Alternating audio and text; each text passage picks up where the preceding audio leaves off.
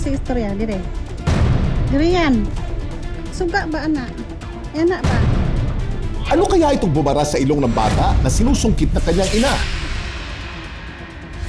Para sa makukulit na bata, malaking tulong ang foam bilang cushion para hindi sila masaktan. Pero paano kung ang foam din pala ang magdudulot ng kanilang kapahamakan? Ma! Ngalong isunod ba ni mo sa imong nalunggan? Sa imong ilong? Imbis kasi na sumalo ang foam, nasinghot. Ano si istorya, dire. Parang masakit. Sabi niya, aray, kasi umiiyak na po siya eh. Natatakot na rin ako.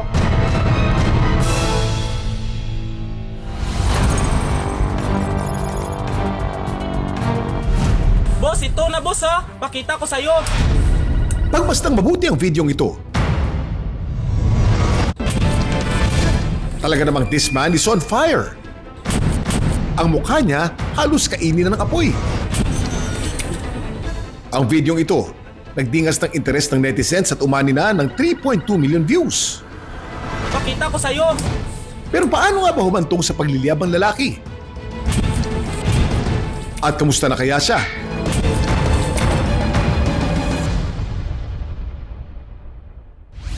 Sir, halika. May magic po ako. Ano po yun, sir? Hop! Hop! Hop! Uy!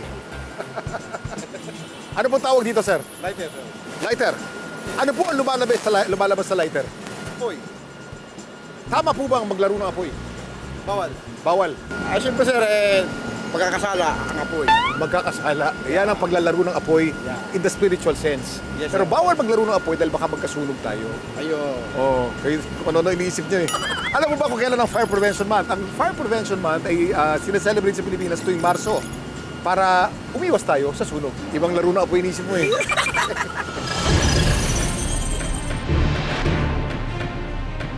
Boss, ito na boss ha! Ang lalaki sa video, nakilala namin sa Antique. Halos makain man daw ng apoy ang kanyang ulo, may mukha pa rin naman daw siyang maiharap. Si Wilmore, 22 taong gulang. Pero aminado siya na sobra siyang kinabahan noong mga oras na yun. Kinakabahan ako kasi delikado, pero kinaya ko naman sir kahit kumakaba yung dibdib ko. Challenge ulit sa akin! Sa video, makikita si Wilmer alias Nonoy na tila kinakausap ang kamera at may hawak na 2 lighter. Habang ang isang lighter nilagay niya sa bibig at saka tinapatan ng isang pang bukas na lighter. Noon na biglang sumabog ang lighter at naglabas ng malaking apoy na agad na lumamon sa mukha ni Wilmer. May naramdaman akong sakit sa aking muka kasi mainit Yung ilong ko po nasunog, pinilit ko yung ganuin yung muka ko para hindi masunog yung mga kilay ko sir at saka buhok. Kamangha-mangha at kahanga-hanga. Pinusuan, sinare at community sa interest ng online universe. Pero bakit nga ba nag-viral ang mga video ito? Samahan niyo akong himayin at alamin ang mga kwento sa likod mga viral video at trending topic dito lang sa Dami mong alam, Kuya Kim. Dami mong alam, Kuya Kim. At dapat kayo rin. Literal na makapigil hininga ang viral video ng isang batang napasukan ng foam sa ilong. Kahit malambot ang foam, delikado rin yon. Dire yan. Pero paano ka ba nakapasok sa ilong ng bata ang piraso ng foam na yun? Parang masakit. Sabi niya, aray, kasi umiiyak na po siya eh. Natatakot na rin ako.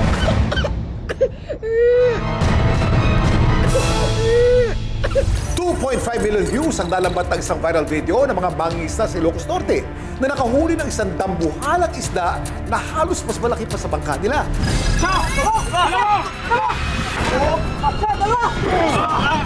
Anong klaseng isda kaya ito? Huwag niyong challenge sa lalaking ito na sindihan ang bunganga niya gamit ang isang lighter. Dahil kahit delikado, challenge accepted yan kay Kuya. Dahil ang resulta, sumiklab sa 3.2 million na kuwang views ng kanyang video. Ginawa ko kasi gusto ko po sir mag-viral sa mga video ko para malaman ng ibang tao na si Nonoy Vlog sa hindi mainang nilalang.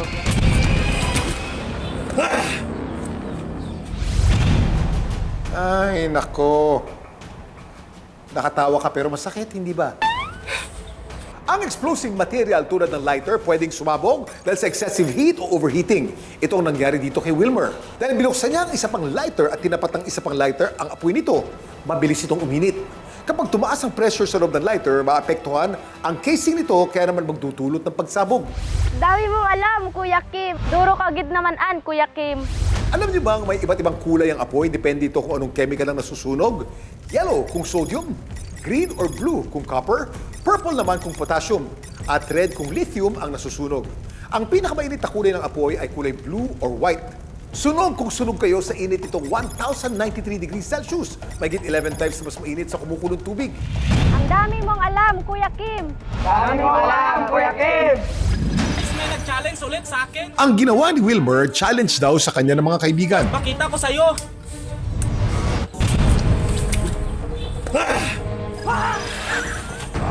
Tulad ng ibang content creators, mga challenge mula sa mga kaibigan at viewers ni Wilmer ang bida sa vlog niya. Tulad na lang ng ginawa niyang pagsisindi sa kanyang muka. Masaya ako kasi ginawa ko yung mga challenge ng mga kaibigan ko. Pinag-iisipan ko kung kaya ko ba o kung hindi. Pero ginagawa ko yung kaya ko lang. Halos 3,800 na nag-comment sa ginawa ni Wilmer at iba't ibang reaksyon ng mga tao. May na-amaze? Ito, basahin natin. Bilib talaga ako sa'yo, Tol. Wala kang inuurungan. Ang galing ng challenge. Good job, Tol. Meron din naman nag-aalala para sa kaligtasan niya. Lods, huwag mo na yan ulitin. Marami pang content na para gagawin natin. Kung ano ang pinapagawa sa'yo, huwag mo sundin. Yan ang magpapahamak sa'yo. Ngayon si Wilmer, iwas na raw sa paglalaro ng apoy dahil alam niya napakadelikado raw ng kanyang ginawa.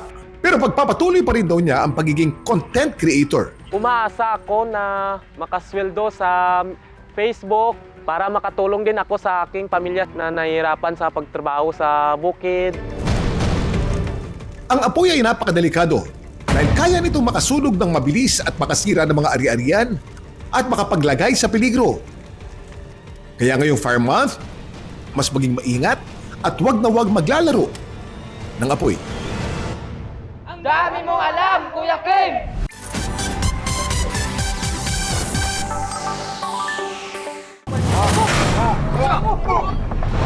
Sir, ang laki. Ilang mga mangingisda, hirap na hirap buhati ng isang dambuhalang isda.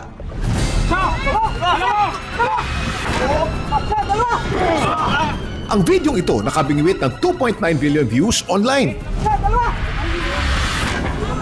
Anong isda kaya ito?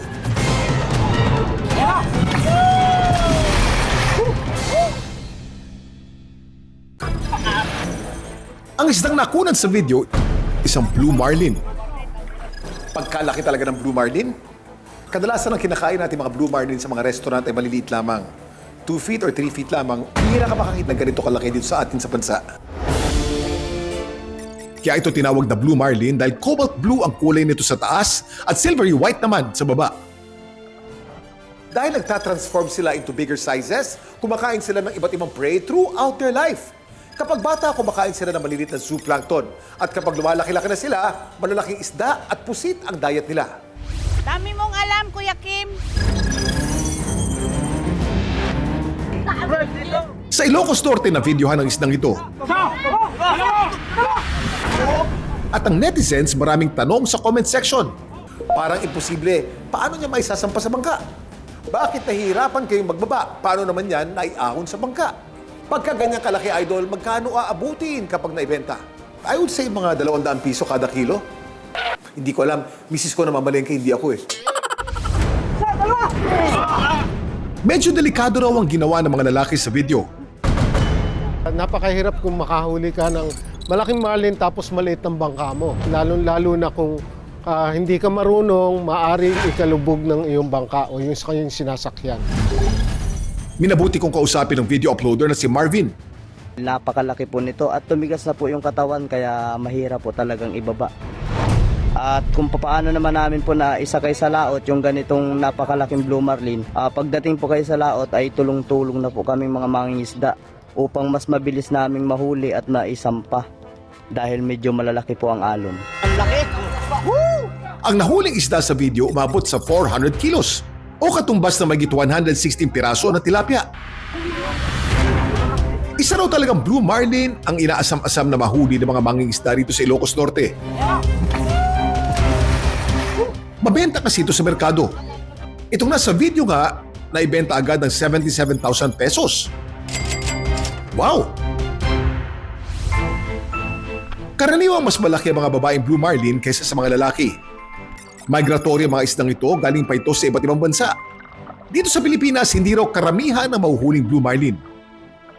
Kailangan nilang mangitlog na napakarami, libon niya, na pag lumaglag yan, pe-fertilize, at yung larva niyan, kailangan mabuhay doon sa lugar na masyadong mataas ang competition. So, konti lang talaga ang mabubuhay dyan. Talagang napakaswerte pala ng mga mangingisdang ito sa Ilocos Norte. Madalang na nga ang Blue Marlin, abay dambuhala pa ang nabingwit nila. Dami mong alam, Kuya Kim!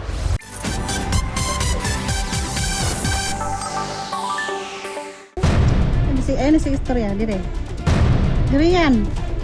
Suga ba, anak? Anak ba? Ano kaya itong bumara sa ilong ng bata na sinusungkit ng kanyang ina?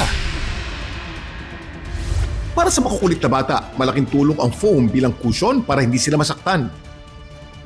Pero paano kung ang foam din pala ang magdudulot ng kanilang kapahamakan? Ma! Ngayon gusto na pwede mo sa imong nalunggan. Kasi mong ilong. Imbis kasi na sumalo, ang foam nasinghot. Ano si istorya, dire. Parang masakit. Sabi niya, aray, kasi umiiyak na po siya eh. Natatakot na rin ako. Ala, delikado, alaoy. Part of curiosity. Ma! Ang 3 taong gulang na si Jihan sa ospital kaya ang bagsak matapos ng isang pirasong foam bumara sa kanyang ilong. Sa Pagadian, Zamboanga del Sur, natagpuan namin ang ina ng bata na si Regeline. Kwento niya, ang foam na sinuksok ng anak sa ilong, hindi naman basta kalat sa buhay kundi gamit niya sa paghahanap buhay. Simple lang po yung pamilya namin, yung asawa ko, nagtatrabaho siya sa bilang isang technician cellphone, tapos ako, nagniniltek po ako. Yung po, panggamit yun ng pang-ombre, ng pang-nail design. Kailangan daw magdoble sipag ng mag-asawa dahil ang binubuhay nilang mga anak, hindi lang isa kundi 5. Ano si istorya, dire. At noong February 18 nga, nangyari ang kinakatakutan ni Regeline. Alas 10 daw ng umaga noon at habang may kausap siya sa telepono, bigla na lang daw lumapit sa kanya si Gian na umiiyak. Mama, may naiwan sa ilong ko na parang kuko. Tapos umiiyak siya at saka nagsinga siya. Hindi naman lumalabas yung napasok sa ilong niya. Tapos sinubukan kong tingnan at kung may nakikita ako, yung nakikita ko yung parang puti. Sa liit ng butas ng ilong ng bata, hirap siyang maaninag ang nasa loob. Nang gamitan niya ng ilaw, doon niya nalamang hindi kuko kundi foam ang bumara sa ilong ng anak.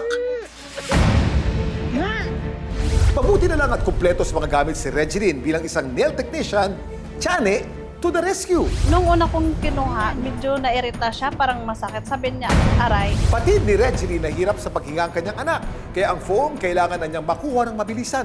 Parang nataranta ako nung time na yon. Sabi ko sa isip ko, pag hindi ko maalis yun, pupunta ka talaga kami ng doktor kasi umiiyak na po siya eh. Natatakot na rin ako kung ano yung mangyari sa kanya. Naku po, ang foam na bumara sa ilong ng bata, makuha pa kaya? Samantala, ano nga bang posibleng mangyari kapag ang bumarang foam hindi na matanggal? Yung foam eventually mabubulok yun, magkakaroon ng parang foul smell, babaho.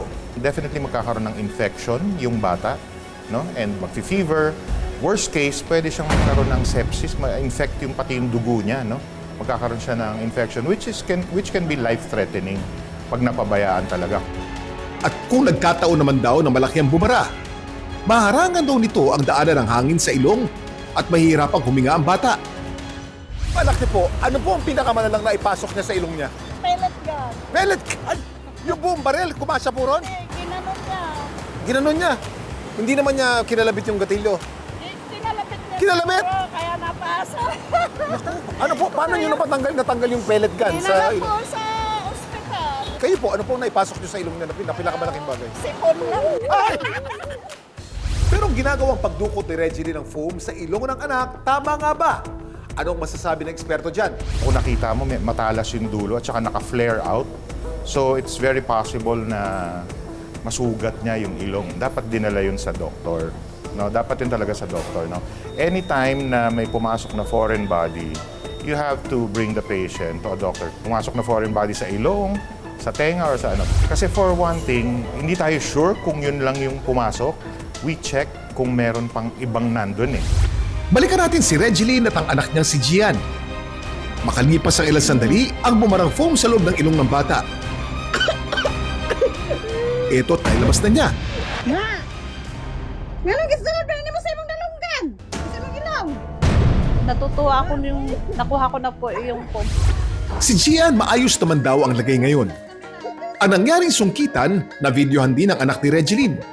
Sige, videohan mo para din makikita niya kung ano yung na ginagawa niya sa ilong niya. Para din may ano siya na hindi na niya gagawin ulit yung para matakot na siya. Nang sinubukan niyang i-upload online, hindi niya rin akalain na susungkit ito ng 1.2 million views. Napansin niyo rin ba na maraming bata ang hilig magpasok ng kung ano-anong bagay sa kanilang bibig o sa ilong? Bakit nga kaya? Sasagutin yan ng eksperto.